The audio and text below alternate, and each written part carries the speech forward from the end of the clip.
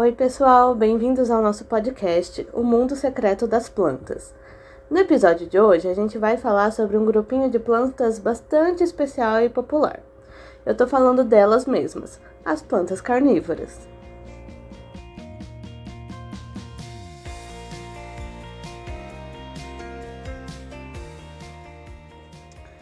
Eu tenho certeza que vocês já ouviram falar em plantas carnívoras, né? Elas são muito populares na cultura pop e estão presentes em várias mídias por aí.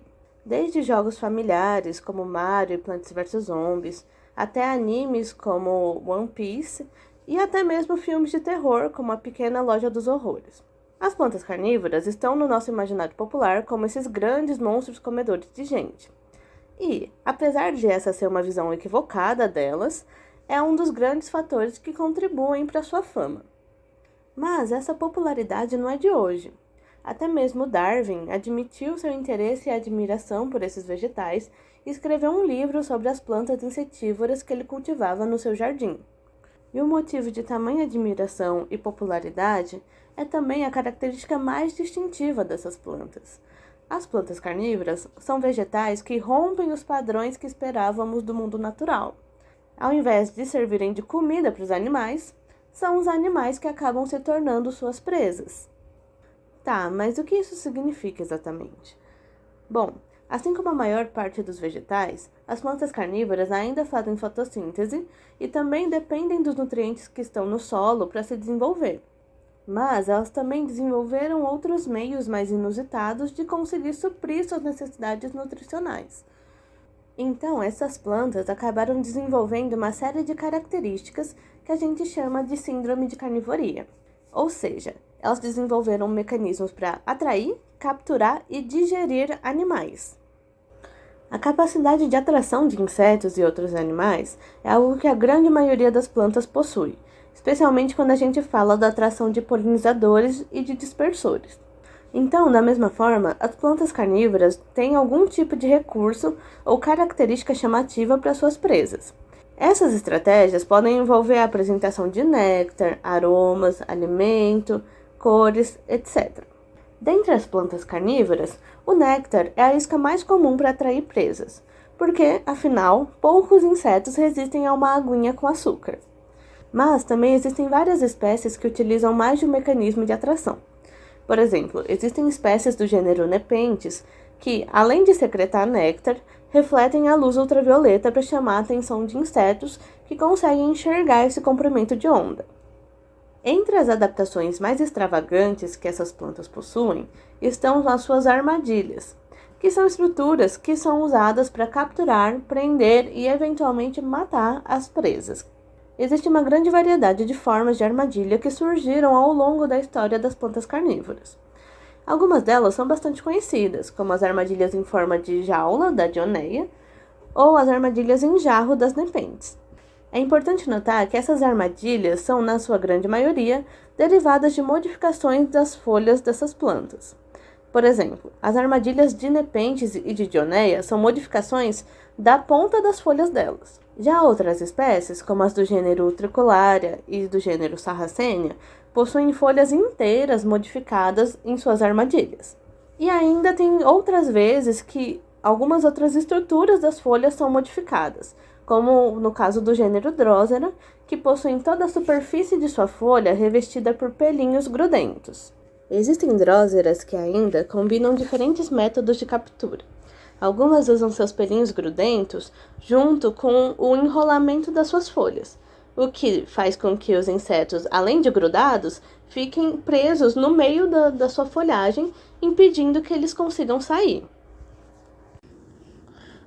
Já a digestão, por sua vez, é bastante semelhante à digestão dos humanos e de outros animais.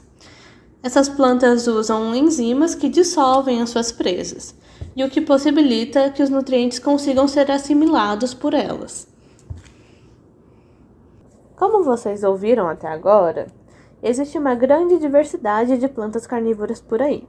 E é interessante notar que a carnivoria é um comportamento que surgiu várias vezes durante a evolução das plantas. Então, Plantas que não são proximamente aparentadas e de regiões do mundo muito distantes acabaram desenvolvendo tipos de armadilhas muito parecidas, em um fenômeno que a gente chama de convergência evolutiva. Um exemplo disso são as plantas do gênero Sarracenia, Nepenthes e Cephalotus, todos os quais têm armadilhas que parecem jarros, mas são de regiões geográficas e grupos evolutivamente muito distantes uns dos outros. E, da mesma forma, espécies próximas podem ter armadilhas completamente diferentes, como é o caso dos gêneros Utricularia, Pinguícola e Genlisia, todas pertencentes à mesma família, Lentibulariaceae, e cada uma delas possuindo estratégias diferentes de captura de presa. Mas agora você pode estar se perguntando onde que existem plantas carnívoras?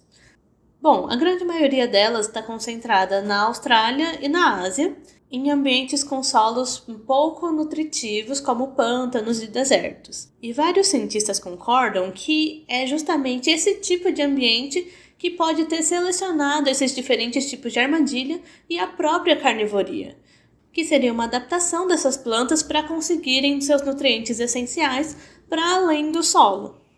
E apesar de estarem concentradas nessas regiões da Ásia e da Austrália, existem várias plantas carnívoras aqui no Brasil. São mais de 850 espécies de plantas carnívoras no mundo inteiro. E só no Brasil a gente encontra mais de 100 espécies, cerca de 15% do total de espécies no mundo. E essas espécies aqui do Brasil incluem espécies que são endêmicas, ou seja, que só ocorrem aqui no nosso território nacional. E a gente só consegue conhecer essa diversidade graças ao esforço de cientistas brasileiros que dedicam seu tempo para isso. Grupos de pesquisa, como chefiado pelo professor Vitor Miranda, da Unesp de Jaboticabal, e o professor Paulo Gonella, da Universidade Federal de São João del Rei, são referências na pesquisa de plantas carnívoras no Brasil. Mas, apesar de esse ser o lugar dos cientistas, não é preciso estar dentro das universidades para contribuir para a ciência nacional. Em 2013, o professor Paulo Gonella e seu grupo descreveram uma nova espécie de Drosera graças a um entusiasta de plantas que postou suas fotos em um grupo do Facebook.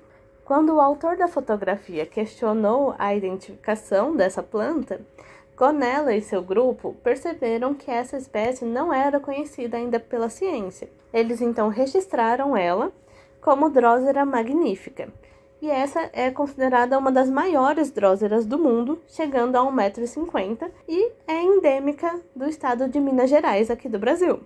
E considerando o tamanho do nosso país e o tanto de áreas pouco exploradas, é bem possível que existam mais espécies desconhecidas por aí. Daí a importância de preservar os biomas que formam nosso país e de investir nos cientistas que estudam eles.